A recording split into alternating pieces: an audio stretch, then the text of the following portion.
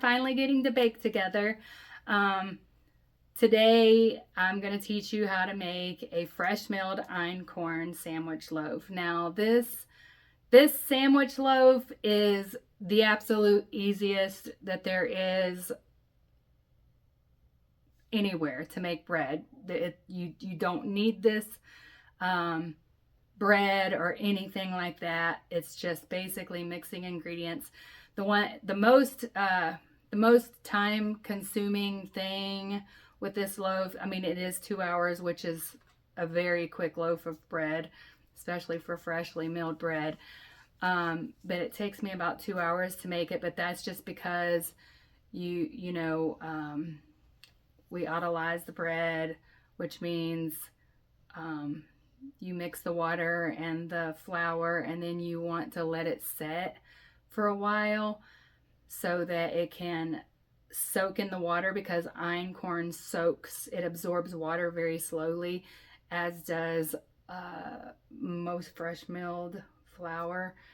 So I always do like an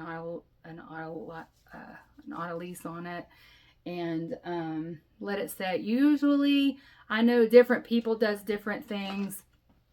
With me, I usually let it set about 30 minutes. Some people lets it set 15, some people lets it set 45. I just kind of found that sweet spot. I usually let it set for 30 minutes. So a lot of it is just letting the dough set, letting the dough rise. But this is an extremely simple, basic recipe to be able to incorporate einkorn. And this is 100% einkorn bread loaf. So let's get started. Okay, so this recipe calls for 600 grams of, we want to make sure to set it to grams, 600 grams of einkorn flour, fresh milled. So we want to stick our bowl on there, and then we want to zero it out. On some of these scales, it'll just say tare, hit the tare button. This one says 0. So you zero it out, and then we want 600 grams. You definitely want to work with fresh milled flour with using your scale versus doing a cup and a half, whatever, because the volume, it's not a consistent loaf by doing it that way. But if you weigh out 600 grams of wheat berries, you're going to get 600 grams of fresh milled flour. So I like to measure mine out and be precise, and then I know my bread's going to turn out the same every time. Oh, no, I don't know what I was doing.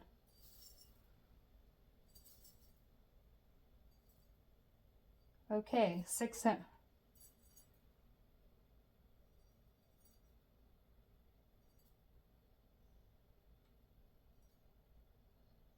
It's so close. All right, 600 grams of wheat berries. Now I'm going to mill this.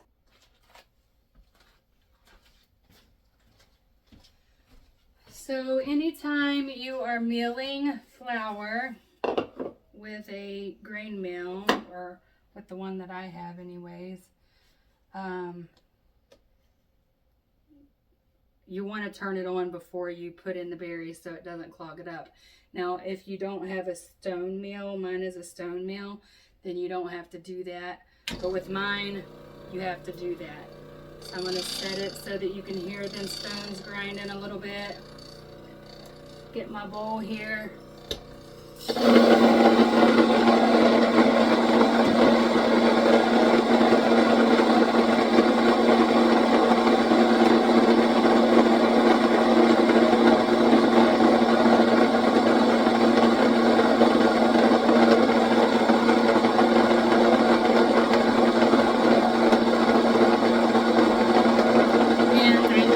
So you don't have to hear that all the time.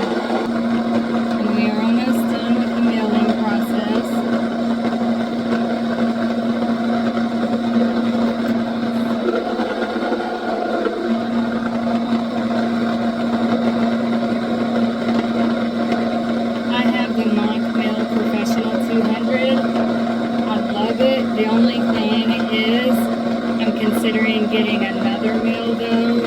because this meal will not, it won't mill popcorn. It's too hard for it. So I'm considering getting one that will mill popcorn. So if you're somebody that likes to make cornbread and mill stuff like that, this might not be the one for you, but I absolutely love this and would purchase it again for sure. Okay, so after it's finished, I'll let it run like this for a second before turning it off. Just kind of clean it out a little bit. And then, okay, so back to here. I'm going to get this bigger bowl and zero it out. Put this one over here. So it's calling for 360 grams of warm water. And I warmed this water up. You don't want it to be hot water. You want it to be warm water. So we're going to go 360 grams. I always use bottled water because our house has well water. And you definitely want a good filtered water. You don't want something that's going to destroy your yeast and all that. So I just always use bottled water. Okay, let me just get the rest of the bottle. I thought I heated up enough, but just dump the rest from the, oh, got too much.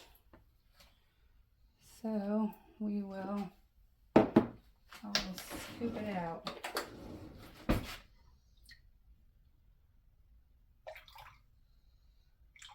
I'm not paying attention, trying to record instead of.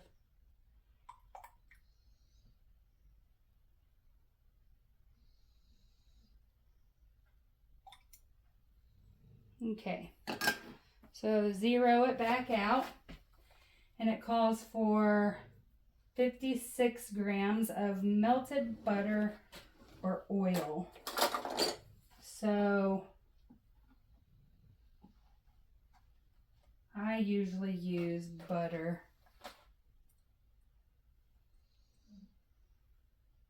56 grams.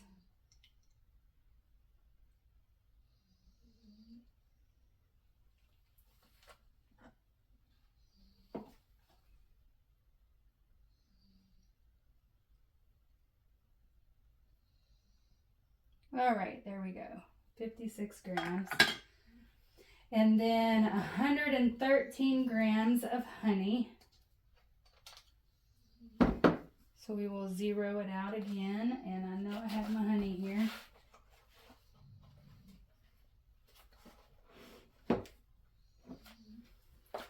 $113 grams of honey. Let's see if I can pour this without going over. I usually go over.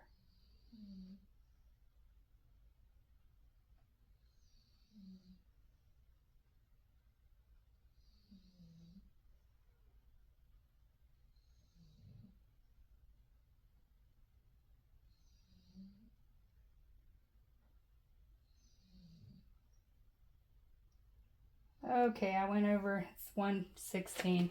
Close enough. It's not going to make or break it. All right, I'll have to clean that jar off. I should have just dipped down in it. And then it wants 5 grams of vinegar. So I'm going to zero it back out. And I use vinegar with Mother.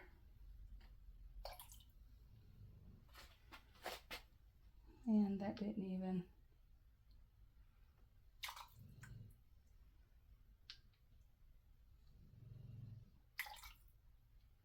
Okay, 5 grams of vinegar. And then 1 egg yolk. Now, it actually calls for a teaspoon of sunflower lecithin, but anytime something says sunflower lecithin, if it says a teaspoon or whatever, you can use 1 egg yolk instead of the sunflower lecithin. It's like 1 egg yolk per teaspoon of sunflower lecithin. So I usually use egg yolks. I don't have any sunflower lecithin at the moment. I am going to get me some next weekend. Because I'm going to be going to a warehouse. And then it calls for a teaspoon of salt. So get my salt. Let's get my, this is 1 teaspoon, or I just measure this.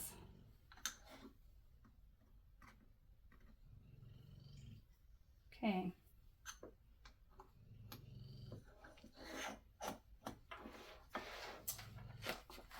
Okay, and then it wants 2 teaspoons of yeast, but we don't put the yeast in there yet. So I'm just going to get my little dough whisk, and I'm going to mix this up. Take it off of here. Push that away. Mix this up.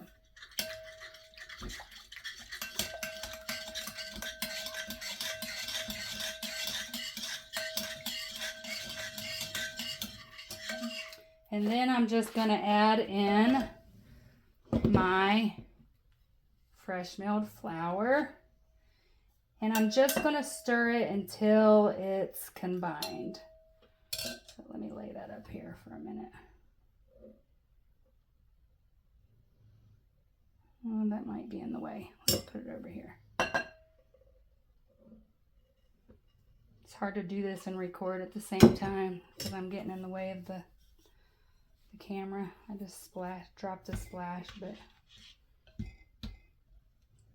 okay, then you just want to mix this until it's just combined. Like, you don't want to over mix this. You don't want to overwork Einkorn flour. It is a flour that it doesn't like to be overworked. It's very it gets a bad attitude if you overwork it. So you just want to make it to where it's combined. Get it all off the bowl, the sides of the bowl. Make sure it's all off the bottom of the bowl. You don't see any dry spots under there.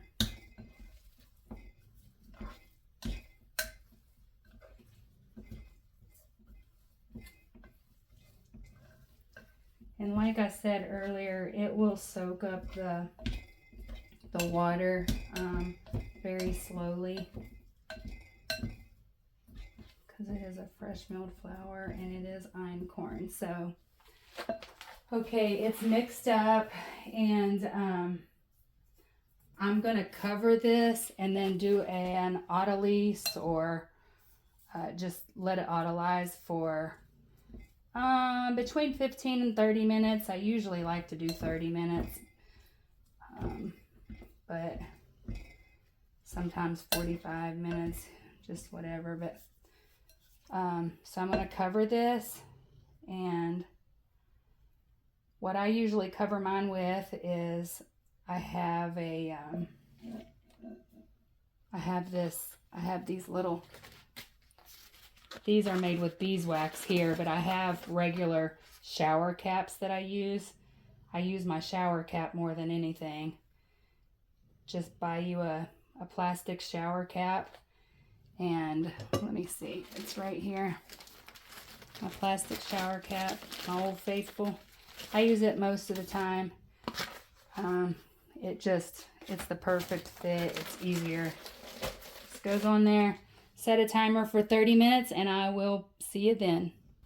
Okay, so I have let it autolyze for 15 minutes. Normally I like to go longer, but 15 is good. So now what I'm gonna do is add my yeast, and it calls for 2 teaspoons of the instant yeast.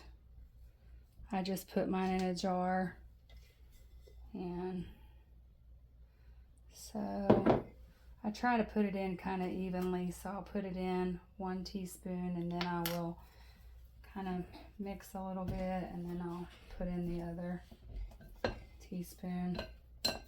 I'm a perfectionist that way.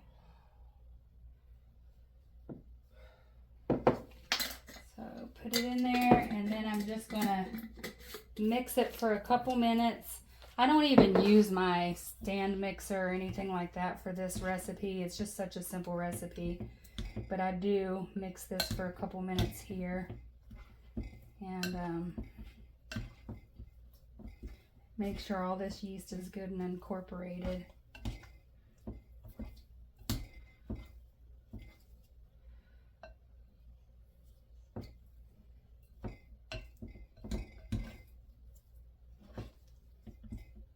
And throughout all the bread. I actually think I'm going to get my scraper. Hold on just a second. Okay, I got my bowl scraper. I think it's kind of going to be easier to do this part. Just going to go around here.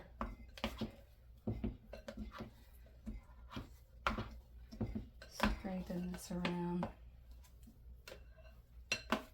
We just want to get all that yeast incorporated.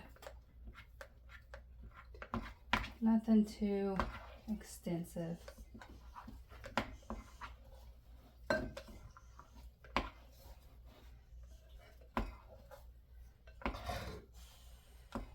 Okay, I think that's good. Now we're literally going to cover it again and let it rest again for another 30 minutes, and then we will put them in their loaf pans.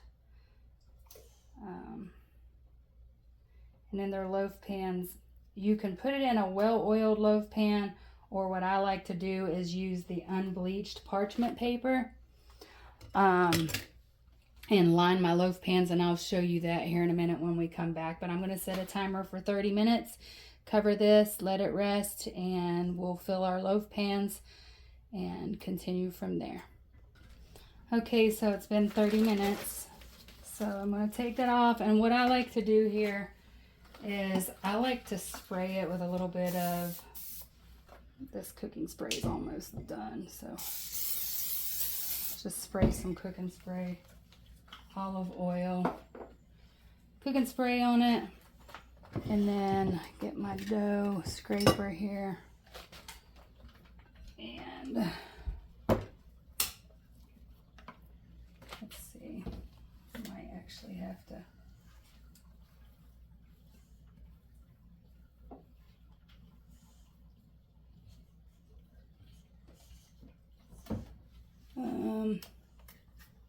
might actually have to use my hands here to get this out, because it's kind of a really sticky dough.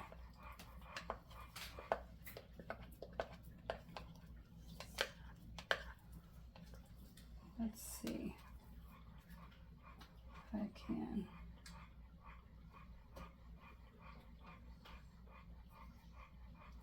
Dump it in here.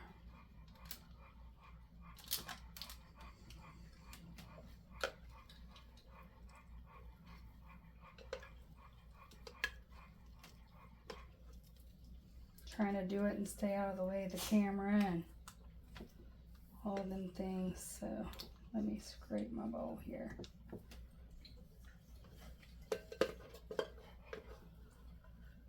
I just use these clips to help me hold this in place. And sorry if you can hear my dog in the background. I have an old English bulldog, and he has been outside and now he is panting. So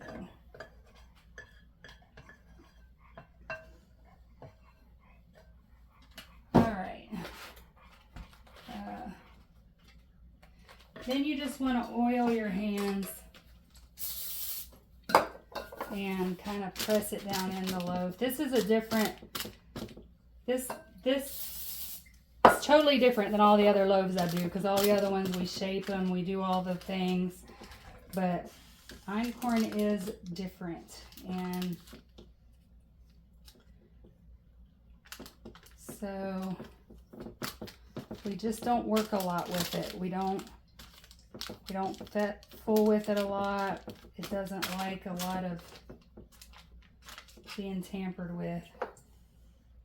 Still trying to stick to my hand. It's a very sticky dough. So I'm trying to just make it look a little smooth so the loaf pan looks, or so the bread loaf looks good when it's done. Okay, it's in there. I've got, I don't know what's going on here. It's got my parchment paper. Okay, there we go. All right, so now I will cover it back up and let it rest for, I don't know, 45 minutes or so until it fills my loaf pan really good, and then we will bake it. So I'll see you in a little bit. Okay, it's been about 50 minutes, and let's see what we got here. Oh yeah, it's risen quite well. This is a little bit bigger of a loaf pan than my other loaf pans, so it's going to be a little harder to fill it up. But so now I'm going to take this and put it in a preheated oven. That's preheated to 350. If you have a regular pan that's not a glass pan, probably 40 to 45 minutes. I'm going to probably start this one out at 50 minutes, and then I'll check the temperature.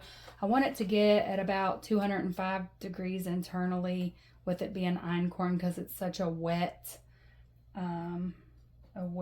grain. So I'm going to stick it in, put a timer on for 50 minutes, and then I will check the internal temperature, and I'll see you then. Okay, it's been 50 minutes, so I'm just going to check it here real quick. Remember, this is einkorn, so it will not rise like other breads. Let me just check the temperature.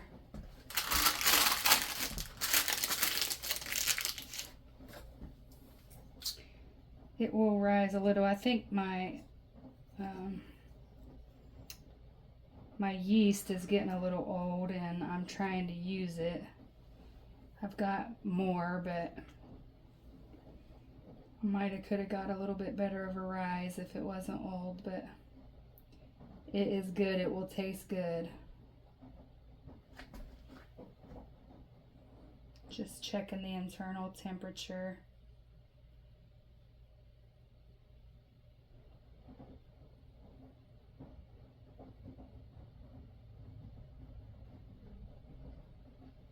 And it's looking like I'm going to have to pop it back in for a minute. So I'll pop it back in another 5 minutes and see you in a minute. Okay, it's been another 5 minutes. Let's see where it's at.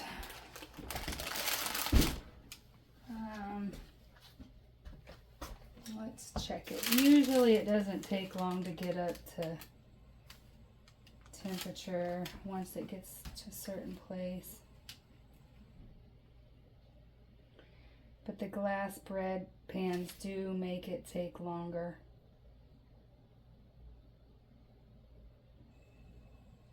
I usually, most of my other loaves, as long as it hits 190, I'm good. I leave it at 190, which this one's already at 190. So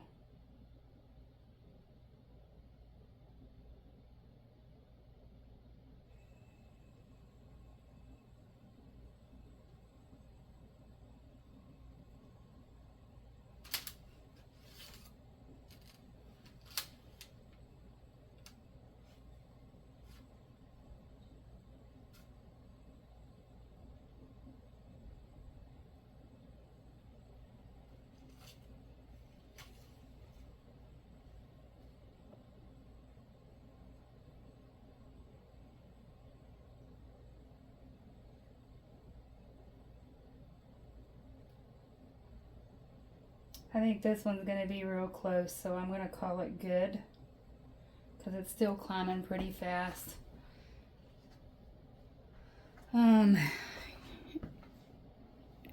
It's already up at 198. It's climbing, so I'm going to call it good.